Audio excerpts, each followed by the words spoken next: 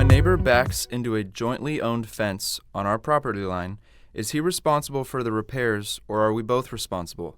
He's saying that we're both responsible even though he's the one that backed into it. Okay. To the extent there's an actual fence on the line, it's called a line fence. Under the law, that's the term that's used, a line fence.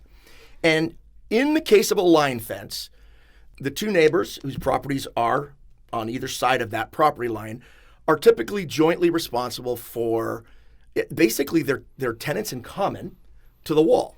So they're responsible for, they share the obligation to maintain, replace, and repair that wall. That's normal. That's the default rule. It can be changed by contract, but if they're in the absence of such a contract, they're 50-50. Under these circumstances, though, one of the neighbors, either through negligence or on purpose, that didn't say, I'm going to assume it was an accident, backed into it with his car and damaged the wall.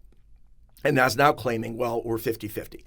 No, that's ridiculous. The person that damages the wall is responsible for 100% of the repairs.